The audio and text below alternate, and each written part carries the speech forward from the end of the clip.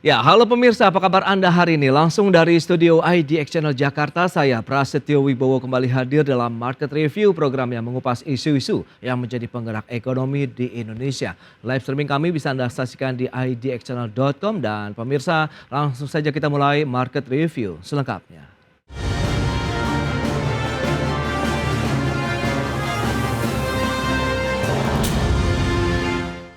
Pemerintah akan menerapkan skema baru dalam penyaluran bahan bakar minyak atau BBM bersubsidi di masyarakat. Dan skema baru penyaluran BBM bersubsidi rencananya akan menggunakan skema kombinasi, yakni sebagian dalam bentuk barang dan sebagian lainnya berupa bantuan langsung tunai atau BLT. Pemerintah akan segera mengumumkan dan menerapkan skema baru dalam kebijakan penyaluran bahan bakar minyak atau BBM bersubsidi di masyarakat. Kementerian Energi dan Sumber Daya Manusia atau SDM telah melaporkan hasil rapat koordinasi antara kementerian lembaga mengenai subsidi tepat sasaran kepada Presiden Prabowo Subianto. Bahkan pengumuman skema baru subsidi di sektor energi tersebut akan disampaikan langsung oleh Presiden Prabowo. Menteri SDM yang menjabat sebagai Ketua Tim Penggodok Kebijakan Subsidi Energi Bahlil Lahadalia seperti dikutip media mengatakan, pihaknya telah mengusulkan skema baru penyaluran subsidi BBM dengan menggunakan skema blending atau kombinasi. Nantinya subsidi akan diberikan dalam bentuk barang atau komoditas produk dan sebagian lainnya dalam bentuk bantuan langsung tunai atau BLT. Skema baru ini diharapkan bisa lebih menggairahkan daya beli masyarakat dan memastikan subsidi tepat sasaran.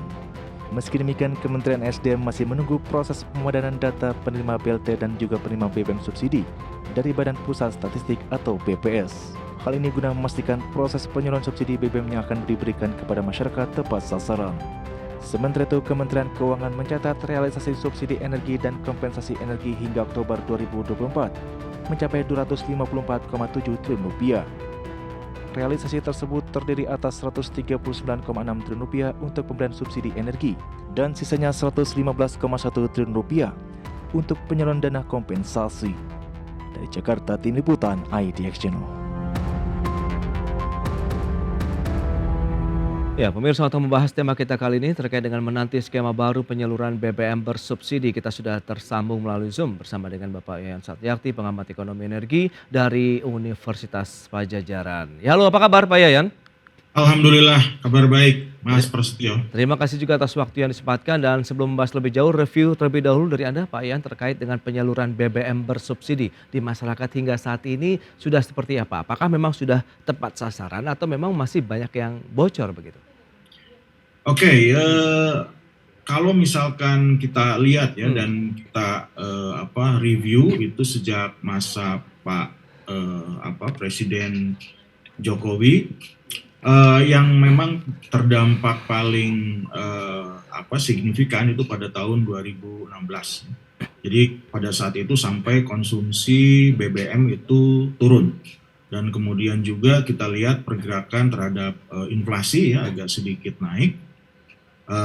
Sehingga berdasarkan hasil riset BPS itu dikatakan bahwa setiap kenaikan ataupun BBM yang diakibatkan adanya penghapusan BBM itu akan meningkatkan inflasi dan memberikan multi-round effect itu selama 3-6 bulan. Nah, kemudian jika kita lihat ya setelah itu pada tahun 2017 sampai dengan 2019 ya terjadi beberapa perubahan, tetapi kalau kita lihat jumlah subsidinya walaupun setelah tahun 2017 itu agak sedikit menurun ya, kemudian juga naik lagi dan kemudian meningkat secara signifikan itu pada saat setelah pandemik ya. Jadi di sini kita lihat kenaikannya itu relatif tinggi, itu seperti pada periode kira-kira 2018-2019. Nah, kalau misalkan kita lihat ya bahwa subsidi BBM itu yang sekarang kita miliki itu disebut sebagai harmful subsidies. Kenapa disebut sebagai harmful subsidies? Karena kita memberikan subsidi kepada energi fosil, di mana seharusnya energi fosil itu dikurangi ya. Nah, Oke. akan tetapi jika kita lihat kondisi di Indonesia bahwa sistem supply di Indonesia itu tidak berdasarkan pada sistem pasar yang digerakkan oleh eh, persaingan sempurna. Artinya bahwa kita memperoleh input yang substitusi supply yang memadai, kemudian juga yang cukup ya. Tetapi semuanya dimonopoli karena sesuai dengan konstitusi, yaitu Undang-Undang Dasar ya nomor pasal 33 ayat 33. Nah, sehingga apa? Sehingga di sini kita memiliki dead weight loss ataupun kerugian karena apa? Karena yang seharusnya suplai energi itu mampu disediakan oleh negara dengan baik karena sistemnya monopoli, maka di sini ada kerugian karena negara tidak mampu untuk menyediakan suplai secara optimal. Nah, ini yang menyebabkan cerukan-cerukan bahwa harga BBM antara Jawa dengan luar Jawa itu memiliki diskrepansi yang tinggi. Misalkan seperti di Papua harganya begitu tinggi, bahkan ada yang 100.000. Nah, sehingga Pak Presiden Jokowi ya itu mengatakan adanya kebijakan satu harga BBM. Nah, tetapi kalau misalkan kita lihat bahwa dengan menerapkan hal tersebut itu memakan biaya yang relatif tinggi ya. Nah, solusinya seperti apa? Nah, seperti yang diuraikan oleh Presiden Prabowo bahwa perlu adanya swasembada pangan dan energi. Idealnya bahwa harga energi tersebut dan akses dari energi itu harus murah dan mudah. Nah, seperti itu. Baik. Nah, berikutnya ini pemerintah kan tengah mengkaji juga skema baru untuk penyaluran BBM bersubsidi, di mana ya informasinya akan ada kombinasi dalam bentuk barang yaitu BBM-nya sendiri dan bantuan langsung tunai atau BLT. Anda melihat bagaimana momentumnya, skemanya begitu? Apakah memang sudah tepatkah begitu agar ya benar-benar langsung begitu ke sasarannya? Oke. Nah, pertama kita lihat dulu segmentasi dari pengguna BBM ini. Nah, kalau kita lihat segmentasi pengguna dari BBM itu dia memiliki apa yang saya sebut ya biasanya itu indirect benefit. Jadi indirect benefit ataupun second benefit. Second benefit itu bahwa orang miskin langsung itu akan terkena itu dari multi round effect yang diakibatkan karena penghapusan subsidi BBM. Misalkan dia harga pangan naik ya dan lain-lain. Sedangkan dari sisi penggunanya mungkin dia menggunakan transportasi publik ya. Nah, yang paling besar yang menggunakan BBM itu mungkin subsidi BBM ya. Itu rumah tangga golongan rentan ya yang berada di pinggir rumah tangga miskin itu dengan rumah tangga menengah bawah. Nah, ini yang banyak menggunakan BBM dan BBM tersebut itu digunakan untuk produktif. Nah, kalau misalkan sekarang BBM itu dihapus dengan kondisi kita lihat ini saya bandingkan ya bahwa dengan menggunakan SAM ataupun Social Accounting Matrix di sini yang diterbitkan oleh BPS bulan kemarin, ini kebetulan Social Accounting Matrix-nya itu tahun 2022. Nah, ini kita bisa melihat bahwa pertumbuhan khususnya di golongan menengah bawah dan yang di bibir ataupun jurang kemiskinan rumah tangga yang berada itu relatif turun. Ya, itu kalau kita lihat ini pergerakannya antara sekitar 5 sampai dengan 10% ya, bahkan ada beberapa yang di atas itu. Nah, jadi kalau misalkan sekarang bahwa pemerintah ingin mencabut BBM dan menggantinya ke BLT, jadi golongan bawahnya itu katakan orang miskin memperoleh benefit ya. Nah, tetapi golongan yang di menengah bawah dan rentan miskin ini itu yang akan justru turun masuk ke dalam jurang kemiskinan dan juga yang dari golongan menengah bawah itu juga akan turun di kisaran 2,5 sampai dengan 5%. Jadi saya kira Iya. kebijakannya di sini agak menjadi kontradiktif ya, Hmm. menjadi tidak produktif yang seharusnya bahwa daya beli itu bisa bisa ditahan, nah, tetapi di sini malah turun. Oke, karena kita lihat apakah memang bentuk pembatasan dari BBM bersubsidi ini juga akan sesuai dengan harapan begitu, dalam artian tadi masyarakat miskin juga tetap terjaga daya belinya, kemudian masyarakat kelas menengahnya pun juga masih tetap aman dengan harga yang mungkin nanti apakah mereka bisa membeli BBM bersubsidi atau ada kenaikan harga, kita akan bahas nanti di segmen berikutnya. Pak Ian, kita akan jeda dulu sebentar. Dan pemirsa, pastikan Anda masih bersama kami.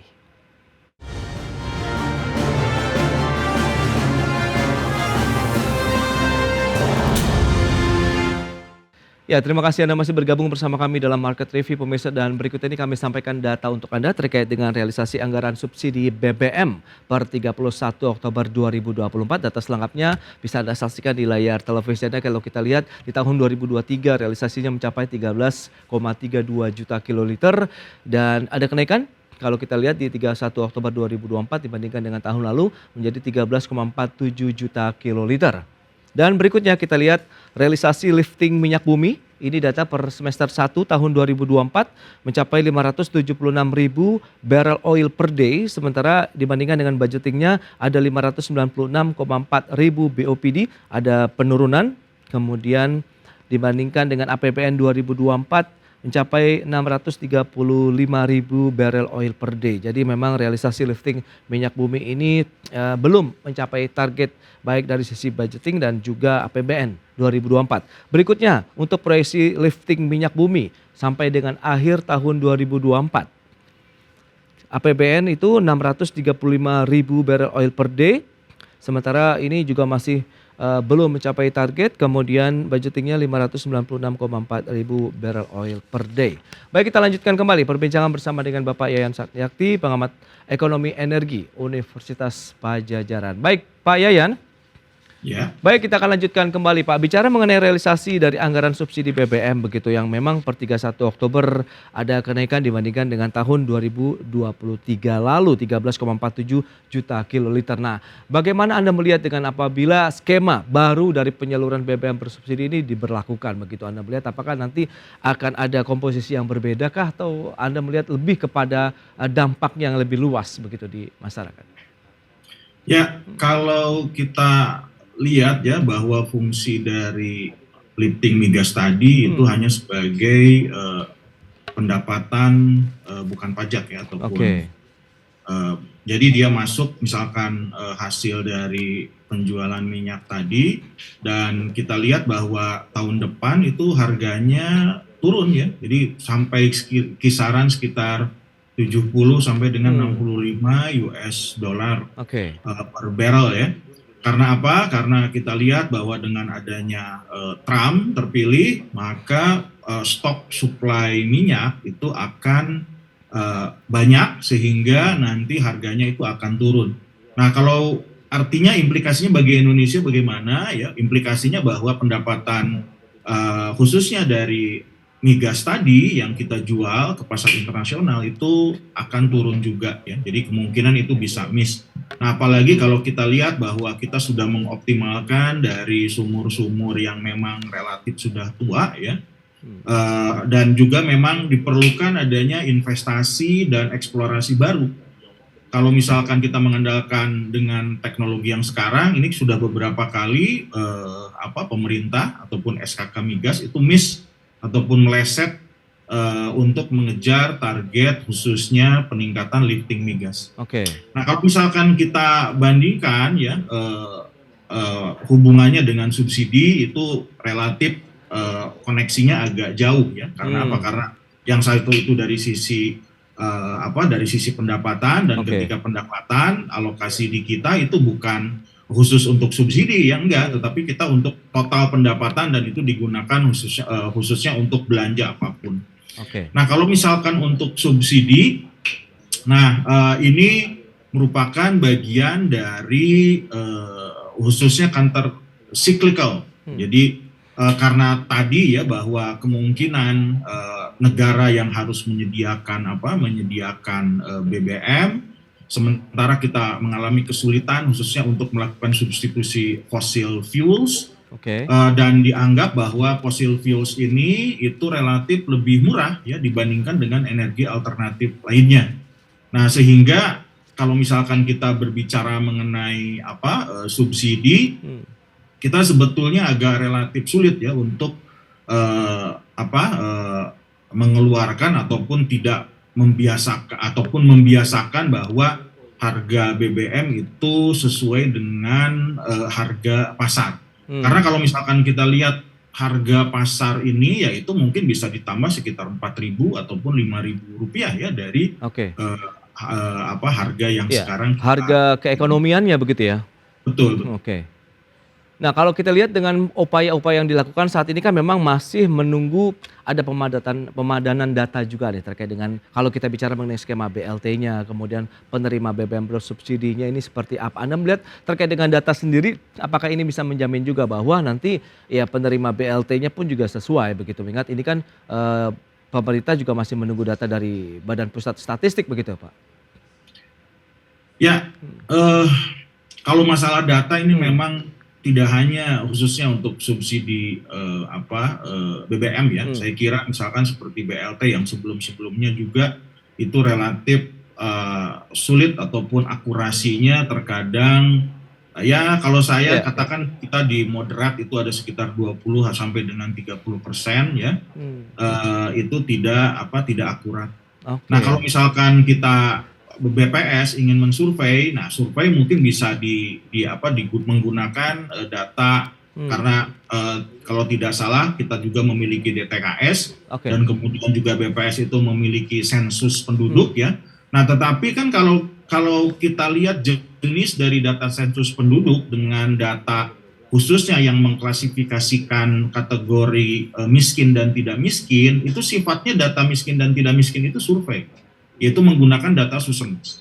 Dan kalau misalkan kita ingin benar-benar akurat, saya kira itu memerlukan waktu yang relatif lama. Karena apa? Karena kan harus kita melihat blok sampelnya, prosesnya juga tidak mudah ya. Makanya sampai sekarang itu dari waktu itu kan saya ingat itu Pak Prabowo mengatakan 2 minggu harus selesai. Ternyata itu sampai lebih dari 1 bulan ya, ini belum selesai juga.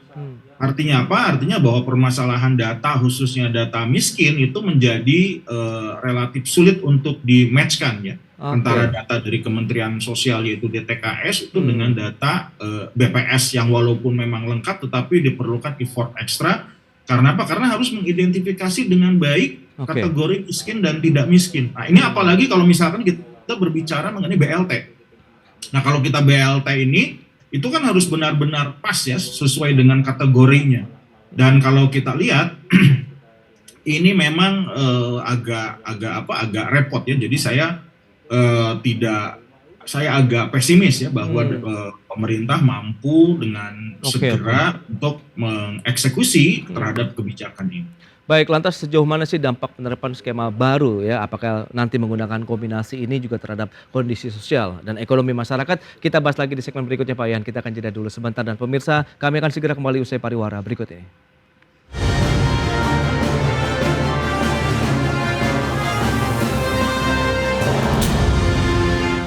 Ya, terima kasih Anda masih bergabung bersama kami dalam Market Review. Kita lanjutkan kembali perbincangan bersama dengan Bapak Ian Satyakti. Pak Ian, lantas bagaimana kalau Anda melihat sejauh mana begitu nanti dampak ataupun ya kita lihat seperti apa sih yang dirasakan masyarakat terkait dengan kondisi sosial dan ekonomi yang tengah dirasakan begitu saat ini? Ya, kalau misalkan kita melihat tadi ya data dari Social Accounting Matrix ya, kalau di BPS itu namanya Sistem Neraca Sosial Ekonomi.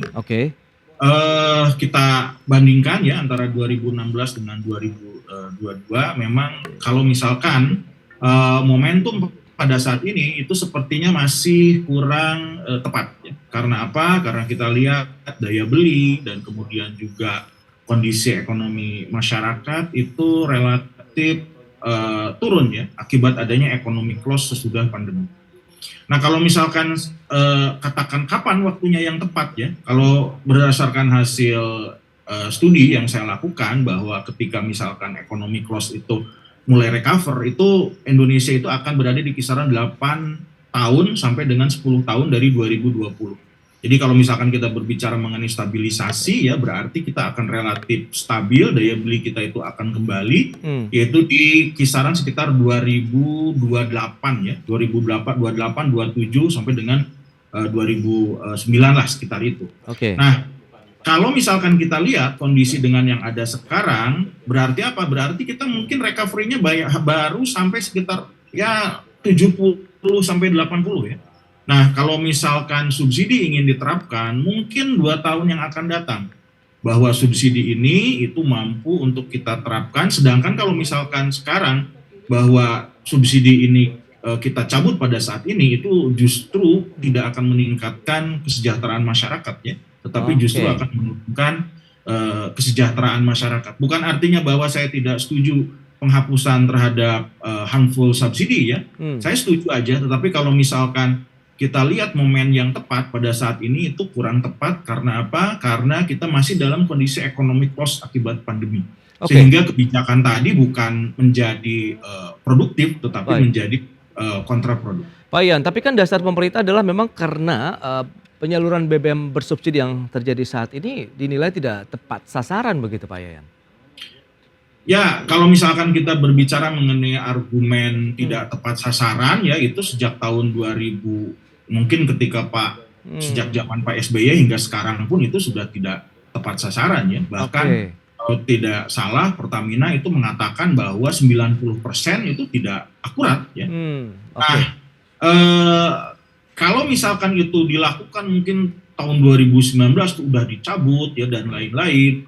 Saya kira itu tidak masalah ya, tetapi kalau misalkan sekarang kita dalam kondisi yang masih mengalami pemulihan ekonomi, maka kebijakan-kebijakan ini itu sebagai affirmative action khususnya pemerintah terhadap penahanan daya beli masyarakat.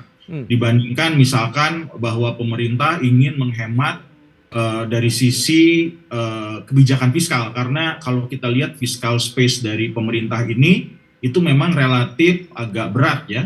Nah, tetapi kalau misalkan kita lihat belanja-belanja yang lain itu naik di kisaran sekitar 2%, kemudian juga kita lihat dari sisi pendapatan itu juga sekitar pertumbuhannya naik sekitar ya lebih besar ya, mungkin 2,5% dan lain-lain. Nah, kalau misalkan kita berbicara mengenai fiscal effectiveness, nah itu banyak sekali kebijakan-kebijakan tidak hanya yang khususnya langsung berhubungan dengan masyarakat, itu masih tidak efektif. Saya kira mungkin pemerintah bisa melakukan efisiensi khususnya belanja-belanja yang lain yang mungkin itu tidak terlalu mengganggu terhadap kebijakan yang ada hubungannya khususnya ke peningkatan kesejahteraan masyarakat. Ya. Nah itu dia Pak Ian. Jadi, ya. Berikutnya ada driver online atau ojol yang disebut ya katanya tidak masuk begitu ya. Kita tahu juga ini informasi cukup masif juga begitu dan banyak juga penolakan akhirnya dari masyarakat dan maupun pengemudi ataupun ojek online sendiri yang tidak masuk dalam kategori penerima BBM bersubsidi. Tanggapan Anda bagaimana? Nah kalau kita lihat bahwa ojek online ini itu mungkin berada pada kategori golongan menengah bawah ya, dan juga mungkin itu masuk dalam kelompok rentan, jadi rentan miskin. Nah kalau kita lihat tadi itu pasti pengguna BBM yang mungkin yang relatif tinggi ya, karena apa? Karena dia menggunakan tiap hari dan kemudian digunakan sebagai mata pencaharian dan lain-lain. Saya kira kebijakan ini kalau misalkan pemerintah tidak mampu untuk menyediakan transportasi publik yang baik, kemudian juga harga pangan yang relatif stabil ya dan lain-lain, maka salah satu pijakannya pada saat ini itu subsidi khususnya BBM itu yang paling konkret bisa dilakukan oleh pemerintah untuk menolong masyarakat.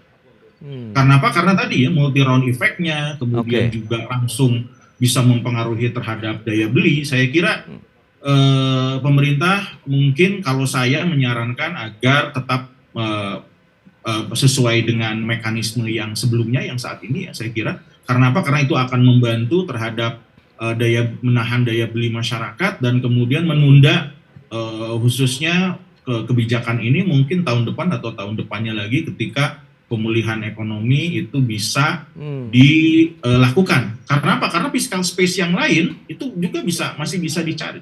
Oke, oke. Baik ya, semoga nanti ada win-win solution begitu terkait dengan keputusan yang nanti akan diumumkan juga begitu oleh Pak Presiden Prabowo ya terkait dengan bagaimana skema baru dari penyaluran BBM subsidi ini bisa membuat everybody happy dalam artian masyarakat menengah bawah, kemudian ada pengemudi online begitu yang sudah mengemukakan pendapatnya begitu menolak bahwa mereka harusnya bisa masuk dalam kategori penerima BBM bersubsidi juga begitu. Baik, Pak Ian terima kasih banyak ini atas waktu sharing dan update yang sudah Anda sampaikan kepada pemirsa pada hari ini. Selamat melanjutkan aktivitas Anda kembali. Salam sehat, sampai berjumpa kembali Pak Yayan. Terima kasih. Ya, salam sehat, Ya. Mas.